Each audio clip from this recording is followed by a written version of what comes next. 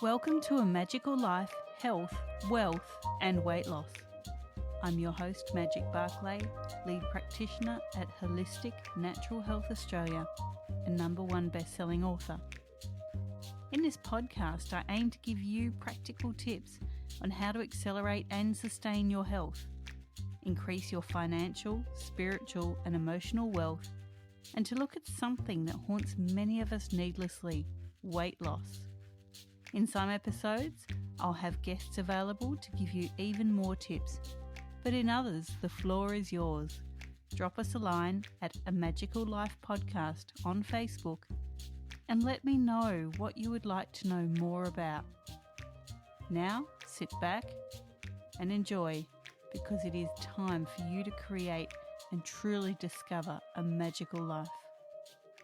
Welcome back to A Magical Life. I'm your host, Magic Barclay, and I'm joined by the fantastic Camille Martin today. Camille is a registered dietitian, public health writer, and former chronic dieter, dedicated to helping women quit dieting, set bigger and better goals, reclaim their excitement for life, and lose weight in the process. She spent nearly 25 years of her life on a diet. Wow, I think we can all relate to that.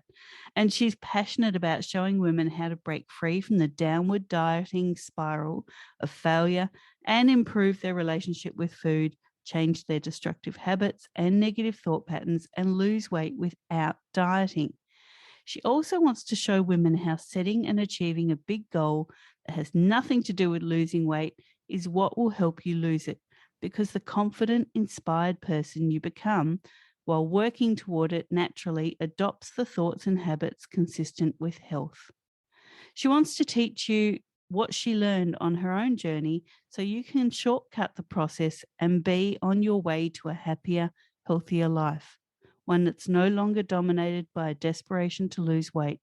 Camille is the owner of Love to Lose and lives in Charlotte, North Carolina with her 2 daughters and their rescue dogs. Welcome, Camille. Thank you. Magic, thank you for having me on. I'm so excited to be here. I'm so excited to have you here. Now, tell us a little bit about Love to Lose. Sure. Love to Lose is really born out of my whole life, really, my experiences of dieting and trying to lose weight and failing over and over again, my journey started when I was actually 12 years old, which is really young. But I spent the better part of, it really was nearly 25 years dieting, failing, and finally figuring out that diets don't ever work, and that the only way to really change anything about your body or your life really is to come to a place of acceptance and non-resistance toward your body, toward everything about your life.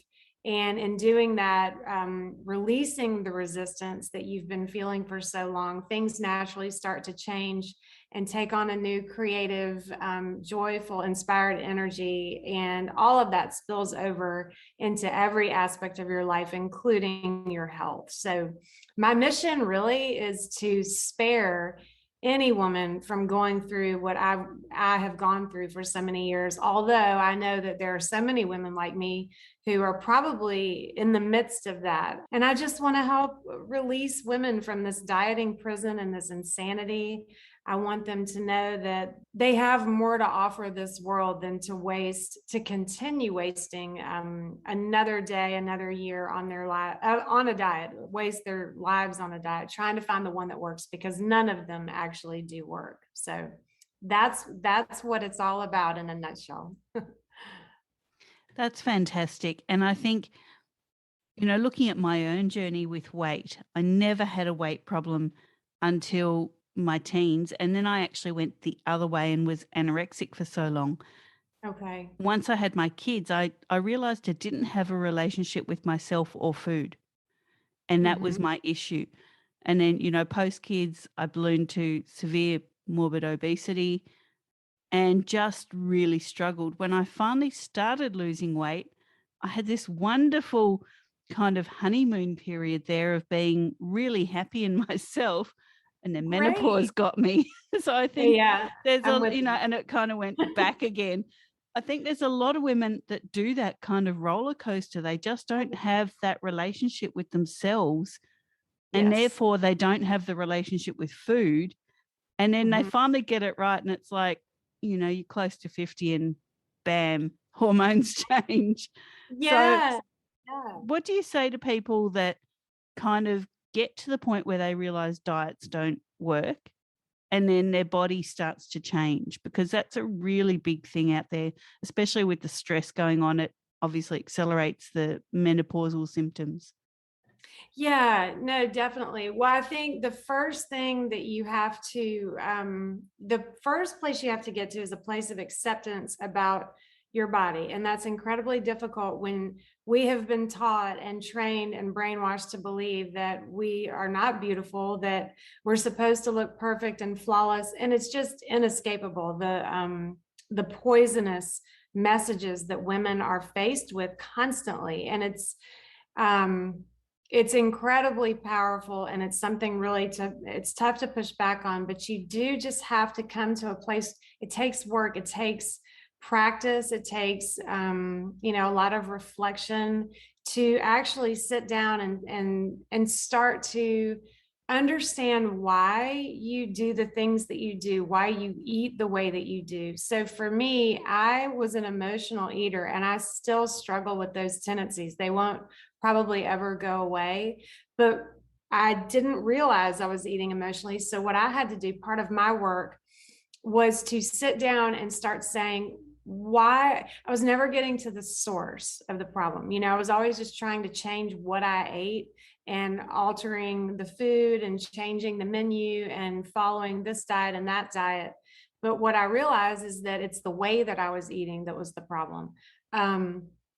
So filling yourself up with food or any other sort of fill up source like alcohol or shopping online or whatever, these things that women are gravitating toward, even prescription drugs, are a direct result, I believe, of the toxic messages we are getting that we are not enough, that we are constantly feeling like that we're not beautiful, that we have nothing to offer of value, and that we must look perfect. So it's a natural thing to have all of that negativity and that resistance that we have toward our own bodies to push us to do something extreme to make yourself feel better, all that resistance. So for me, it was eating emotionally. So once I finally just said, you know what, I'm using food in a way that is not healthy. So let me investigate that.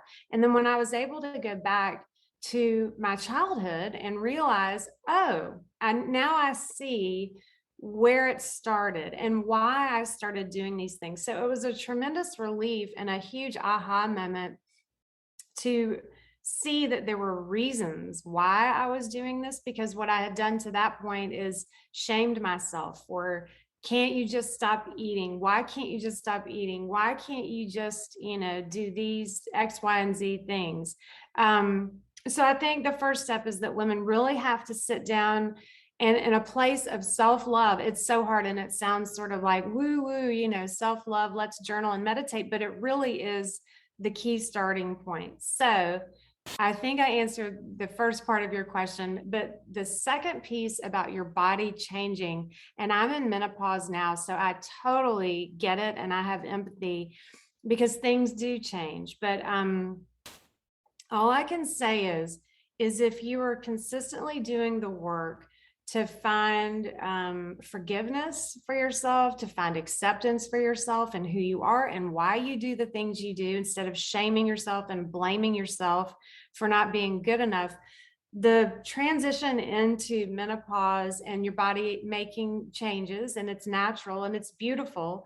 It makes it a lot easier because you don't want to hit menopause and then all of a sudden, shame yourself and blame yourself even more for not looking perfect. So it's a journey, it's a process, and you just have to commit to the process of really waking up every morning and saying, I'm not going to drop any F-bombs. I totally could, but it's like, I'm beautiful, enough already. I'm tired of hearing all of this stuff that's being heaped on me and on you, Magic, on every other woman in the world.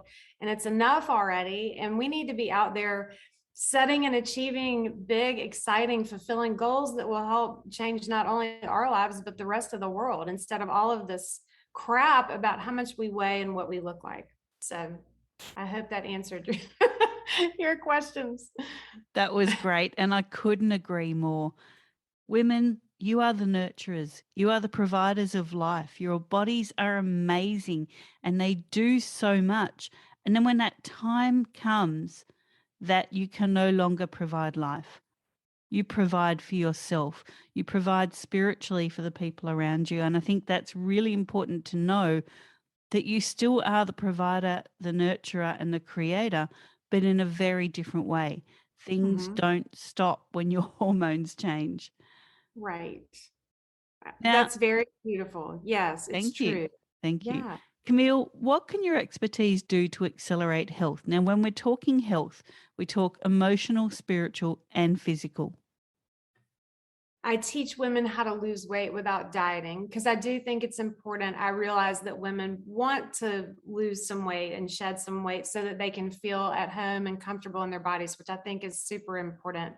Um, but really the emotional and spiritual piece is what I was just talking about. It is about creating more emotional and spiritual beauty in your life, but it's also, I think the biggest piece is that you have to deal with the trauma of your past. And I don't necessarily mean like, significant sexual abuse or anything like that. But what I mean is the trauma that society has placed on us and the trauma that you've inflicted on yourself as a result of those destructive messages. So once you can really drill down and really uncover all of these things and do the work emotionally and psychologically and spiritually of dealing with what you haven't really been dealing with up until this point, or even maybe not really noticing.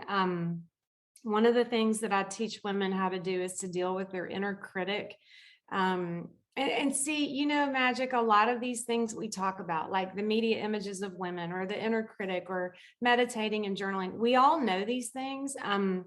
We know them intellectually, but we don't necessarily either practice them or we're not letting it absorb into our soul. That the messages that we get on a daily basis are so overwhelming. So Target now, when I walk in with my teenage daughters, they have all these beautiful images of young girls who are all shapes and sizes and colors and physical features, and it's wonderful.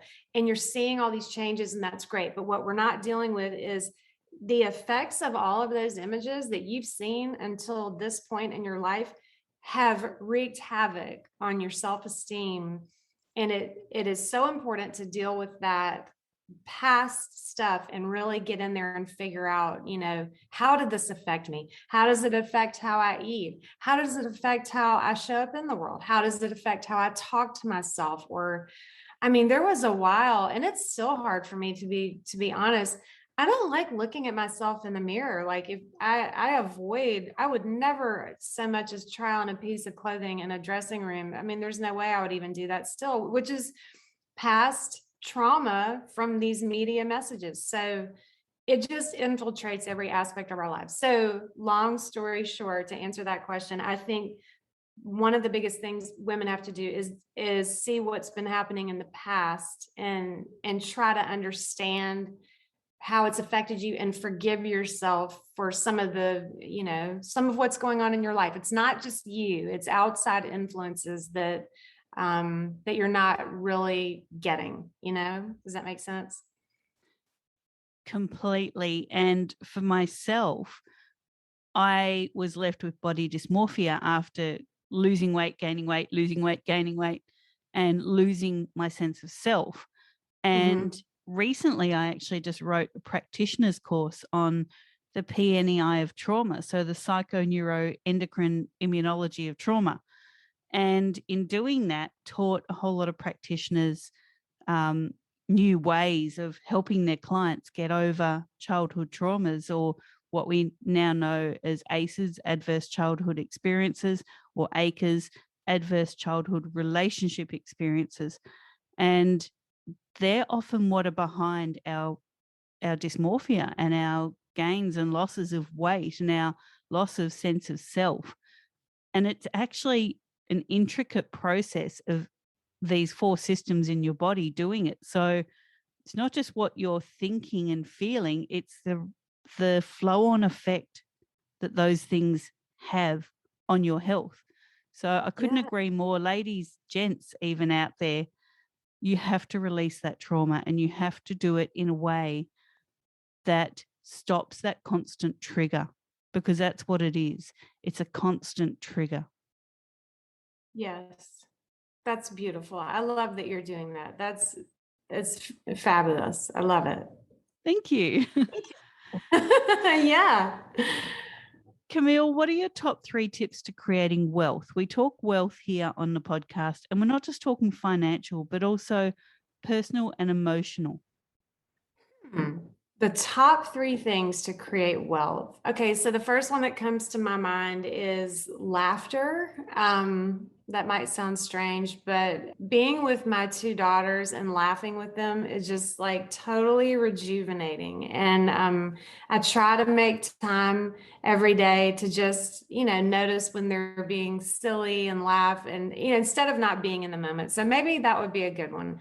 Learning how to be in the moment. And just developing a sense of appreciation for everything that you do have. It sounds so like everybody says the same stuff like that, but it really is true to just like look around you where you are. And even if you're having a hard time, there's got to be a few things that you can see in your environment that you appreciate.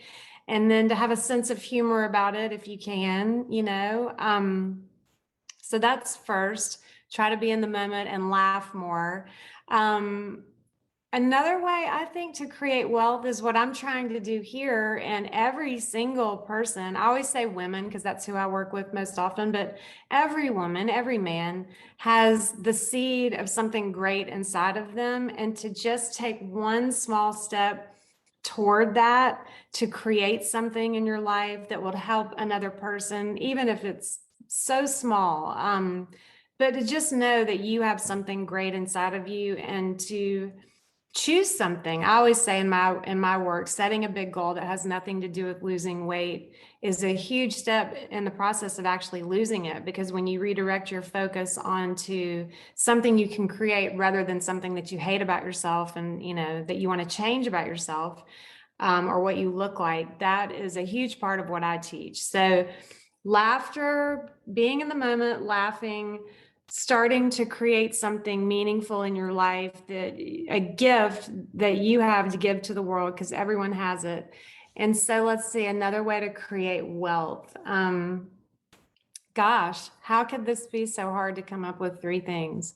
Wealth, maybe self-care. I mean, I think the wealth that we all get is by putting our energy out into the world, and then what comes back is wealth, so, or it's destruction. So if you're putting out joyful energy into the world and laughter and self-love, I mean, it's just going to come flooding back to you in all areas, including financial. So that's really what I would say. What's the energy you're bringing to the world? And listen, I am not over here preaching. Every single day I have hardly any patience. Some days I have a hard time like not being a type A psycho and checking off every single thing on my list. And my daughters are over there playing and I could get some sort of joy out of it, and I'm totally ignoring them. But you just have to every day try to determine what your energy is that you're putting out in the world, and just let it come back to you. So that's what I would say. That is spot on. Like, okay, good. from a type A who has lists in front of her as we Oh my speak, God. is like, that is spot on. It's a disease. It's a disease. I'm cursed. So that is yeah. fantastic tips. And can I just add to that, listeners, Yes. that some days it's okay to do nothing. It's okay yes, just to take a breath. That was it. You stole it. You stole it from me. Yes, because I'm always struggling with that. Like, I want to just honestly, Magic, the other day, I was so overwhelmed and so over all the stuff I had to do, because I have a full-time job too, in addition to trying to start this business. But literally, I got on the couch And I sat down and I watched Netflix and I was like, you know what? I'm not even going to beat myself up about it. I turned my phone off and I watched Netflix. So there, I mean, we can't be so hard on ourselves. I agree. Totally. I did that last night. I went on my sunrise walk because, listeners, that is part of what you should do for your health. Create a morning routine. We'll talk about that Nice. more in Yeah. another episode. But I went on my sunrise walk. Then I did some work. Then I went on another walk. And then I got the kids' takeaway and I watched Netflix. Good. It was time for me.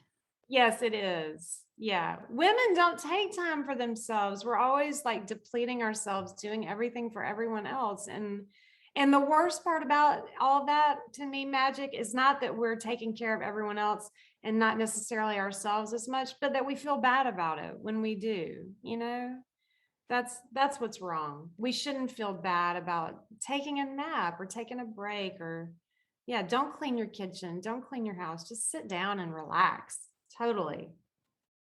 Agreed. I couldn't tell you what I actually watched on Netflix because I can't remember, but I do remember that I filed my nails, played with the cat, Nice. and, I just relaxed and I had a great night's sleep because I had let go of my own expectations, of the expectations of others, of having to be on all the time. Yes. And, listeners, you need to do that for yourself. And for me, that's one key way that I create wealth is by giving myself time to just do nothing. And I actually put it in my Absolutely. diary because I am type A as do nothing. Okay, I love that. I'm taking that. I'm going to put in my calendar. Don't do nothing. Check. Now, so we're talking about weight loss here. I actually prefer to call it weight release because I think what you lose, you gain back from my Right. own experience as Yes. well. Very So true. we know that stress is a major factor in weight problems. What was the trigger for you with your own weight battle? And then what did you do to circumvent the stress patterns? Let's see. Well, so the triggers that I used to have are still the same triggers I have today, which are probably a lot of it is environmental, and I've managed to successfully take control of my environment so that like my kitchen is set up so that I'm not staring at all kinds of unhealthy stuff. It's not a complete disorganized mess. Your environment is hugely important to manage triggers for eating. And we could talk about that more if you wanted to, but stress for me is it's actually not so much stress. For me, it was sort of feeling down or lonely or food eating to me, my emotional eating was more about filling up like a feeling of love and comfort. So it's not so much stress eating for me. When I'm really busy, I don't eat as much because I'm just going. But everyone's emotional eating tendencies are different. So if you're a stress eater, you just have to find a way to manage the stresses that are unique to you. So if you're running around like a chicken with your head cut off and you don't have anything planned out and your kitchen is a mess, it's not that you don't have enough willpower. You're just not taking control of your environment effectively, and you can change that. So yeah, my stress triggers are probably not being organized or feeling alone, really feeling lonely. My kids I'm divorced, so they stay with their dad every other weekend. And when they leave, I mean, I do immediately think, well, I'll just, make something to eat and sit in front of the TV and eat. That was my thing. So I know that that's coming. I know that it's going to hit me. And so I just try to have something planned that I can keep doing, like a project or something, or get back to work or go take a walk or do something productive. So when you know that those times are coming up that the kids aren't there, yeah, what do you do to stop that stress pattern? well, I make a schedule of things that I want to get done. And then this is just me, my type A personality. That's what works for me. So it might not be the same for someone else. But so what I do is I have a list of projects. I mean, I've always got work to do. So, but if I don't want to like get in that space of being stressed about work and then maybe eating because I feel stressed, I try to do a creative project like either reorganize my closet or plant some flowers on my patio. I just did that a couple weeks ago. Or call a friend, go for a walk with a friend, something that is uplifting to me, that fills me up spiritually, or makes me feel creative is a good one for me. So it just depends on the person. You have to find you have to identify your trigger, your emotional eating trigger, and then whatever that is, do something to fill that void without food. Folks, there's your mic drop moment. Fill that void, find that trigger, and don't just go to food. Right, right. And then what I do want to say also, when you start releasing all of that resistance towards yourself and your body, and you quit being so hard on yourself. So this is what happened to me when I decided I couldn't take it anymore. I'm not going to diet anymore. I can't do this anymore. It's killing me. I had an eating disorder, and I literally sat down one day crying, and I said, I'm not doing this anymore. I would rather at that point quit dieting and have the possibility of gaining weight than to continue with the torture. So I really did think, I said to myself, I'm going to eat whatever I want. I'm going to eat whenever I want. I'm going to eat as much as I want. If I don't want to work out, I'm not going to. If I want to take a walk, I will. But the most interesting thing happened is that I did not gain weight. In fact, I started losing weight. And the reason why is that all of that resistance that I was feeling was gone. So when I would normally sit down with a pint of ice cream in front of the TV and just eat it and not even know what happened 10 minutes later, I allowed myself to do that, but it just wasn't like this. It wasn't this push pull, like I'm trying not to. And then I went full force into it. I ate a little bit of ice cream and I was fully present in the moment with no judgment or shaming. And I was like, you know what? I really don't want to eat all of this. It's not really making me feel that great. So what I was just going to say is, if there's a time when you do feel stressed and your eating has been your go-to, it's okay to allow yourself to sit down and maybe eat some cookies and just say, you know what, actually, it's good because you can sit there and pay attention to your thoughts when you're not trying not to so hard. You can actually sit down, get your ice cream and start eating it, but pay attention to what you're thinking. And that's what helps you make the changes, So the main thing is, don't beat yourself up all the time and release the resistance any way that you can. Wonderful. That is fantastic. Now, Camille, we like to offer the listeners a freebie here, because this is all about giving, about building people up and allowing them to create a magical life. So what freebie can you offer our listeners? Oh, I have a good one. If you go to my website at CamilleMartinRD.com, I have a free guide to setting up your ultimate weight loss kitchen. So as I said a few minutes ago, that your environment is hugely important to your success. And the problem is that your environment's always pushing you to do what you do every single day, but you're just not noticing it because you're so used to looking at the same environment. But in this guide that I offer, it'll show you how to basically set your kitchen up so that it helps make decisions for you, so that you're not always having to use willpower. So you can go, there are several buttons, places where you can say, sign up to get the free guide, but it's actually CamilleMartinRD.com/kitchen-guide. And you can sign up and get the free guide. So yeah. Sounds great. I think I'll go download it myself. Okay, perfect. Now, Camille, people can find you on Instagram at Camille_Martin_RD and Facebook, Camille Martin RD. I really thank you for your time. I know it's hectic for you at the moment. You've just moved, and listeners, I need to tell you what I can see behind Camille. I can see Uh-oh. 2 little people and a dog. Oh, I put my kids out on our patio, and I failed to realize that you can actually see them out on the patio. I told them you are not allowed to come in here for an hour, not even to go to the bathroom. So they'll be relieved that I'm finished. They've done very well, and they've been very entertaining. And, Yeah. I think they're so lucky to have you as a mum to teach them Aw. that their body is it's just a physical thing. It's not the sum of who you are. And, No. what I've gotten from talking to you for this past half hour is that your physical is just one part.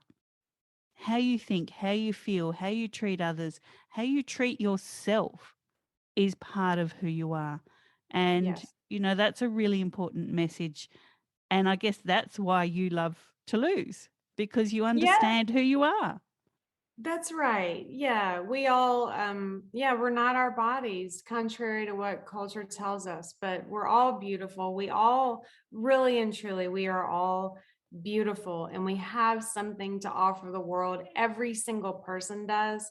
And it's a tragedy for any woman or man to be wasting literal years of their lives trying to perfect their bodies. It just doesn't matter. You want to feel good in your body. You want to feel peaceful, and yeah, but you have so much more to offer the world. So that's my mission, and I'm so grateful for you having me on. I've so enjoyed it. Thank you. I appreciate. I love talking with you. I love your mission too, and thank you for having me. Thanks for coming on. Been my absolute pleasure. I think we've got so much more to explore. So Yeah, maybe come back on again. That would be great. I, I would love it. Fantastic. Listeners, this was your episode 78, Love to Lose with Camille Martin. In episode 79, we have Jeff Teresi coming, and he is talking about cultivate, create, and connect. So that will be your next episode. For now, listeners, thank you for your time, and go forth and create your magical life. Thanks for listening today. Please subscribe to hear future episodes, leave a review, and share this podcast. You can follow us on Facebook at A Magical Life Podcast or at Holistic Natural Health Australia. That's holistic with a W. You can find us on Instagram at Holistic Natural Health or at www.holisticnaturalhealth.com.au.